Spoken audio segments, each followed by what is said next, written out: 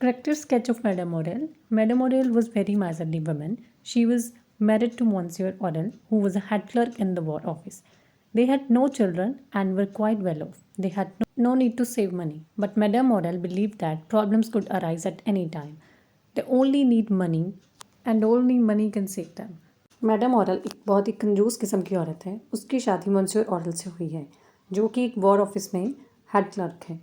उनके कोई भी बच्चे नहीं हैं और उनका घर घराना बहुत अच्छे तरीके से चल रहा है। उनको पैसे सेव करने की भी कोई ज़रूरत नहीं है। बट फिर भी मैडम ऑरल का कहना है कि मुसीबतें किसी भी वक्त आ सकती हैं, इसलिए उन्हें उन मुसीबतों के लिए पैसे को जमा करके रखना होगा। Therefore, she said it was better to be on the safe side. She compelled her husband to continue with his job. She wanted him to go on earning. She knew all those methods by which one could save money and more money. It was very painful for Madame Morel to part with money. इसलिए वो अपने पति को यही suggest करती है कि हमें सेफ साइड पे रहना चाहिए, और वो अपने पति को ये कंपेल करती है कि तुम अपनी जॉब कंटिन्यू करो।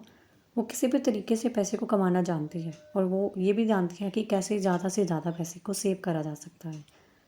मैडम ऑरल के लिए पैसों से दूर होना बहुत ही पेनफुल बात है।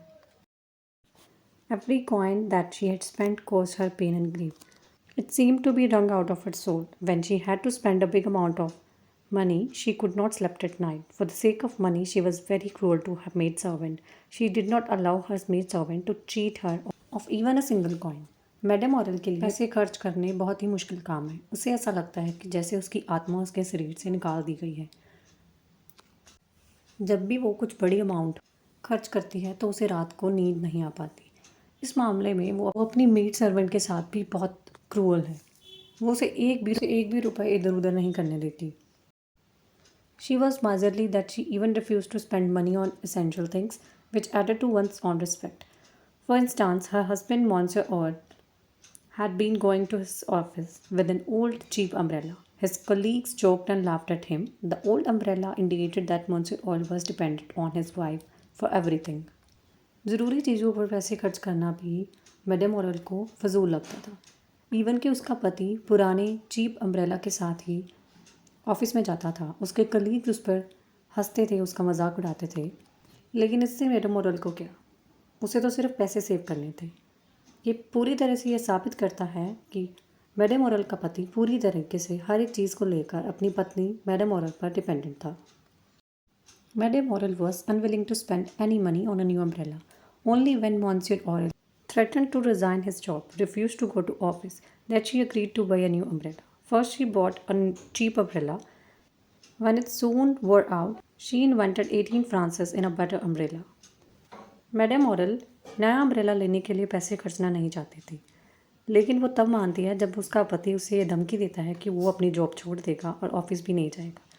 फिर वो उसकी बात पे अग्री होती है और फिर भी वो उसे बहुत ही पुराना सा एक चीप सस्ता अम्ब्रेला लेकर देती है, जो कि बहुत जल्दी ही ख़राब हो जाता है। इससे ये साबित होता है कि मैडम ऑरल कितनी ज़्यादा कंजूस औरत थी। For the sake of money, Madame Orel could bear any shame or insult.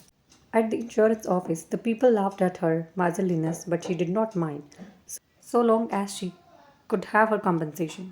Madam ऑरल पैसों की खातिर किसी भी किस्म की इंसल्ट और शेम को बेयर कर सकती थी, सहन कर सकती थी। इंश्योरेंस ऑफिस में बहुत सारे लोग उसकी कंजूसी पर हंस रहे थे, लेकिन उसे इसका कोई फ़र्क नहीं पड़ता था। अंत तक वो कंपनसेशन लेने तक वहाँ पर अड़ी रही।